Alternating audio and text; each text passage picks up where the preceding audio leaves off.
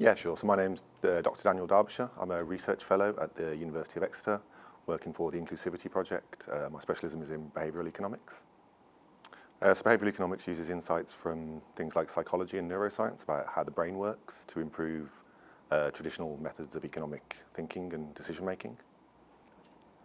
So the main research that I've been doing as part of the Inclusivity Project is focused on the role that unconscious bias plays in the workplace, particularly affecting the employment prospects of disabled people and older people.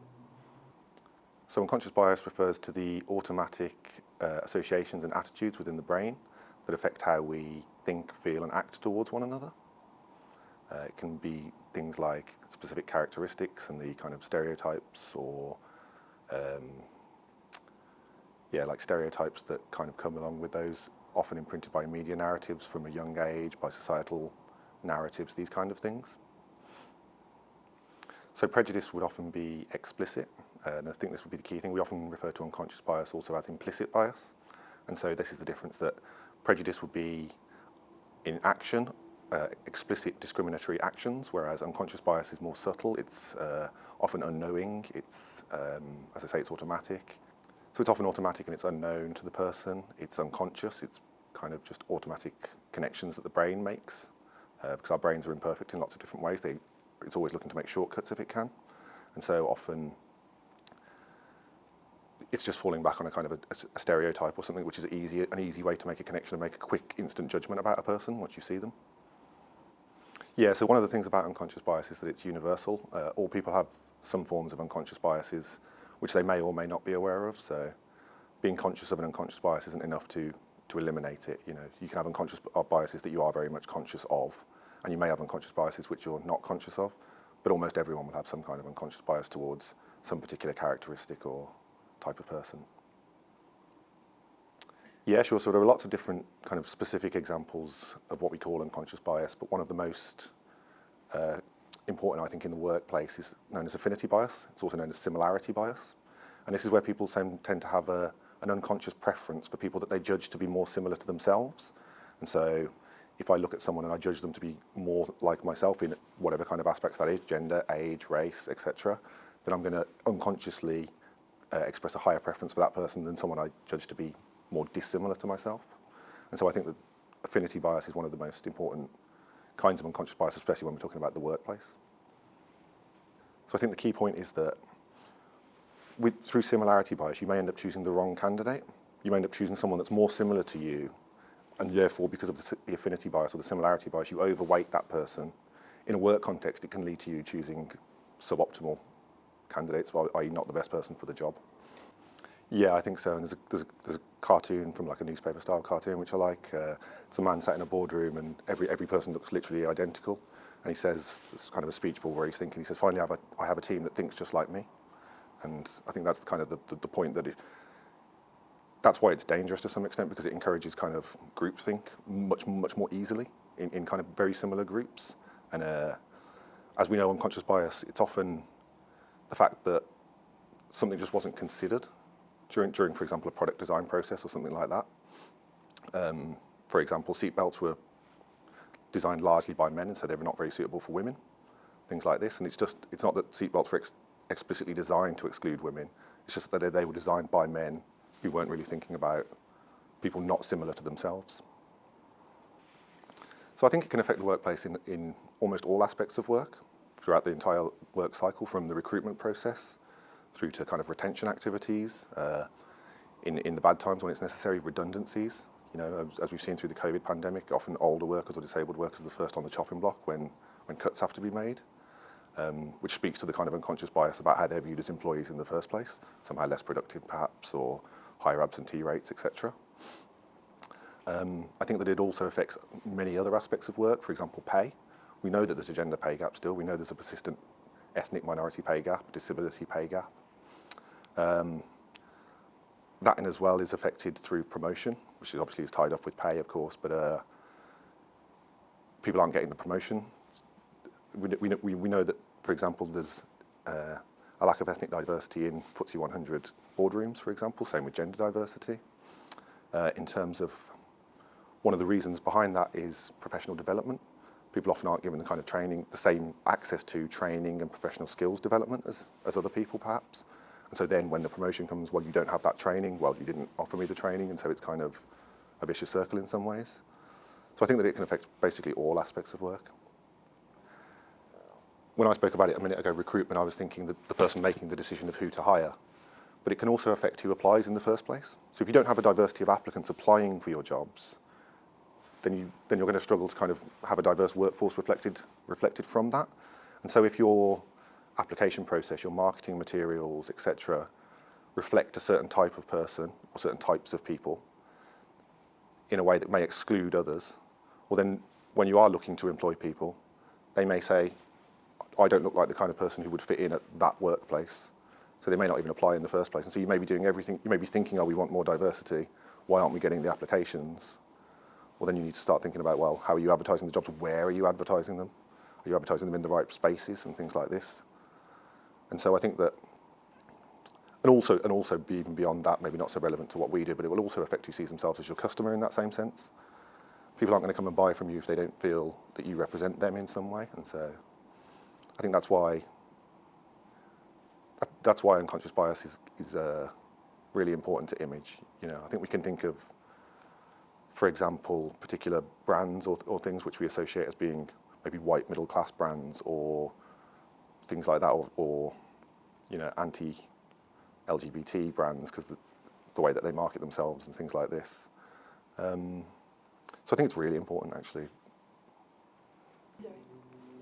So we've been doing a number of things throughout the course of the project. The first thing we've been doing is a number of events. Right from the start of the project, we've been holding events about unconscious bias in the workplace, where we get expert panelists from both our own kind of area, the university, the academic community, but also from the business community via our project partners. And we've done that a number of times throughout the project now. And it's always good to kind of get people in the room to start talking about unconscious bias, because that always has to be the first step is, I mentioned it earlier, being conscious of unconscious bias. And I think that these kind of events are always the first step. And you know, people often won't start on this journey about understanding unconscious bias because they're afraid of making the wrong move or they don't want to take the first step. And so opening up this kind of space for people to just talk about it in a very frank way has been a really engaging process, and we've had lots of engagement from the business community over that as well, I think. Also, in addition to that, of course, we've been doing research activities. In particular, I've been doing a study on unconscious bias in the workplace, in particular against disabled people and older people, which are obviously our focus on the Inclusivity Project. So what we've been doing is we've been using a tool which measures unconscious bias. We've been using that tool within the local Cornish business community to measure their unconscious bias against disabled people and older people. One of the things we were interested in, given the nature of the Inclusivity Project, was the effect that working for a small business made compared to working for a bigger business. And initially we expected that perhaps the bigger businesses, they would have less bias within them because they've got lots of money and budget for equality, diversity and inclusion activities, unconscious bias training, all these kind of activities. But actually what we found was that there were no differences when in terms of the unconscious bias between people who work for small businesses and people who work for big businesses. Yeah, so the implicit association test is the tool that we've been using to measure unconscious bias as part of our research. It's a widely used tool. It's been around for about 20, 25 years now. It has versions for race, gender, sexuality, all kinds of different versions. And what we find is that when people are asked to assign good words and disabled people together, that they somehow experience some kind of cognitive dissonance.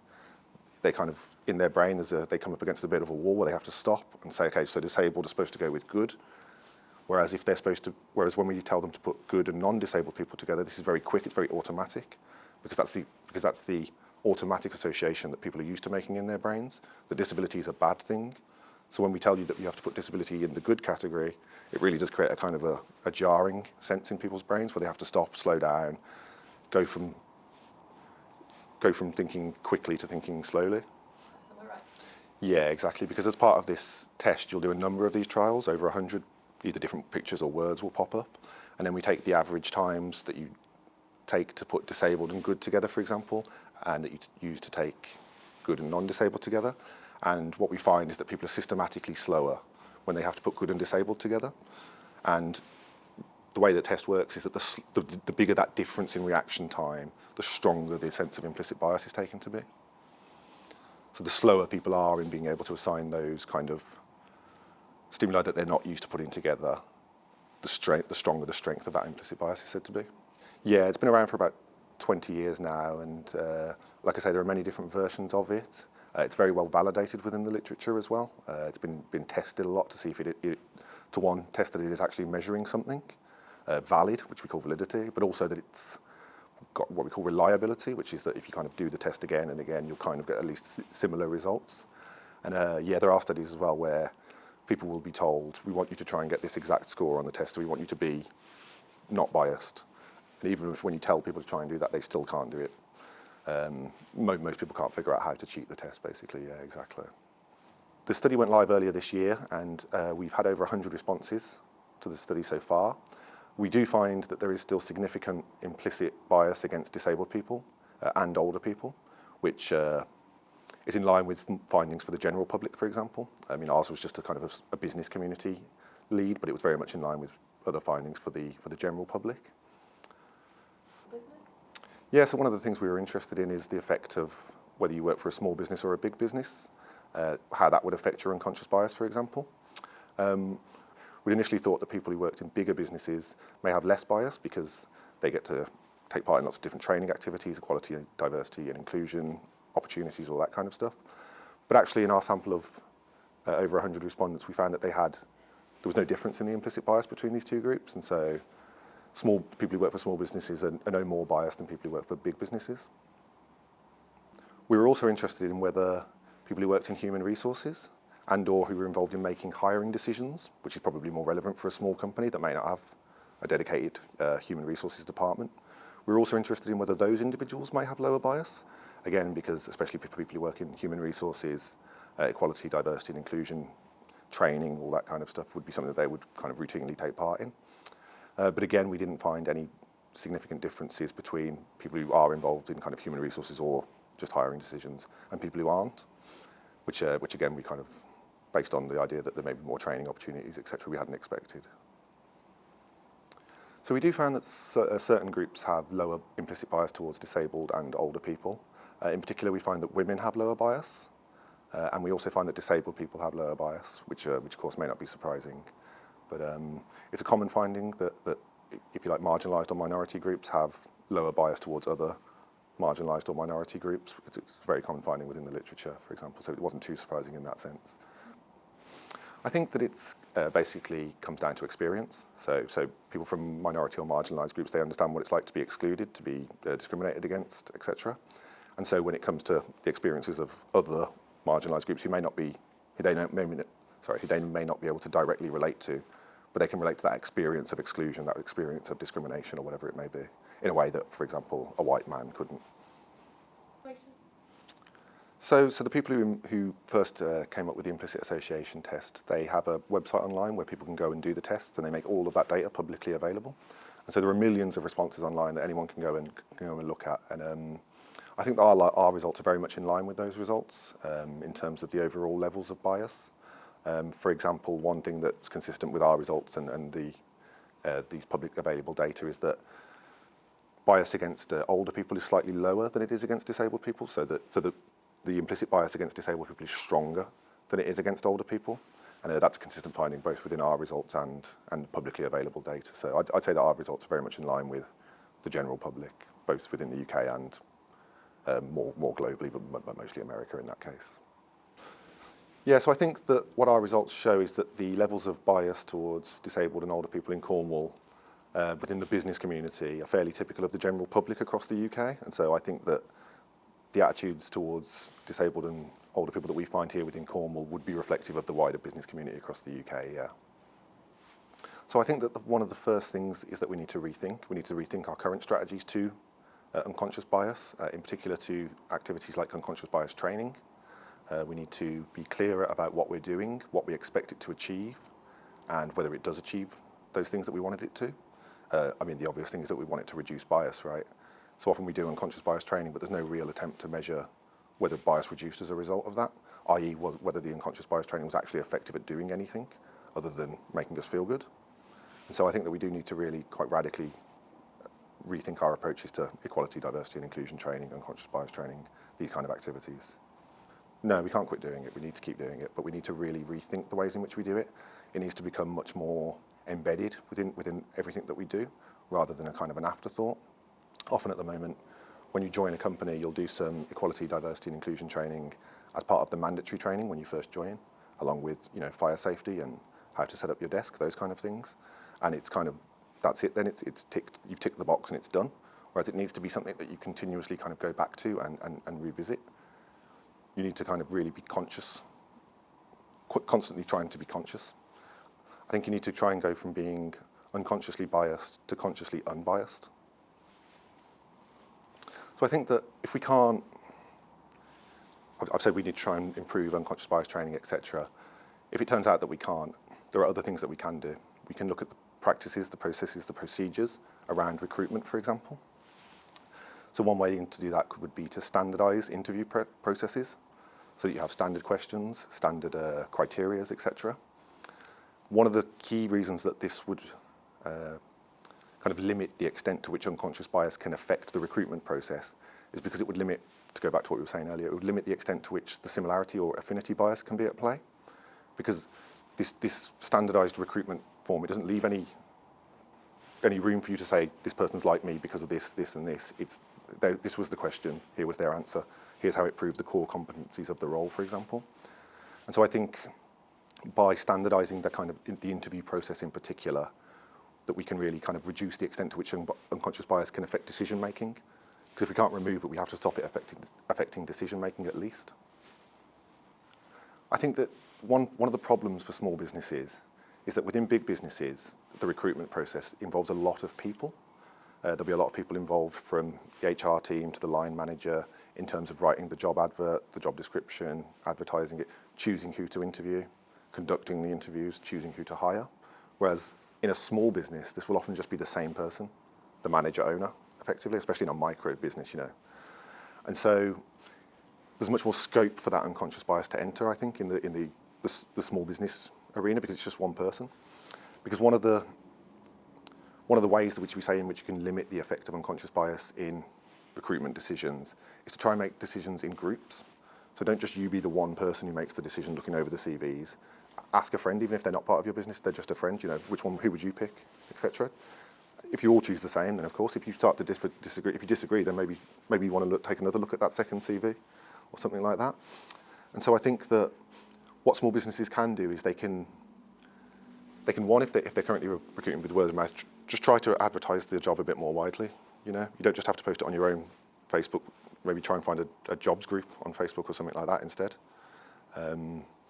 Think about the language that you're using in your adverts. Think about the images that you're using on your website. Those aren't big, expensive things to change. If your images are all white at the moment and you want to attract a more diverse customer base, well, then find another image and put it on your website. That doesn't take time. It doesn't take money. So it's very little things that we can do. So I think that increasingly there is an expectation from consumers that the businesses will be diverse in terms of their customers, in terms of their staff, etc. And I think that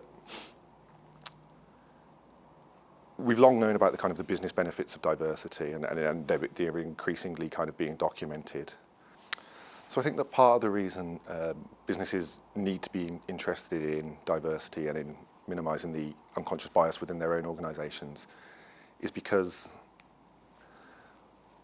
as we move forward, and as we've seen, especially highlighted by the two recent things, Brexit and the COVID-19 pandemic, is that businesses really struggle without the right workers. And at the moment, with current recruitment practices, there's a huge amount of potential labour, potential skills, etc. out there, which is just completely ignored to some extent, which is kind of just left on the sidelines.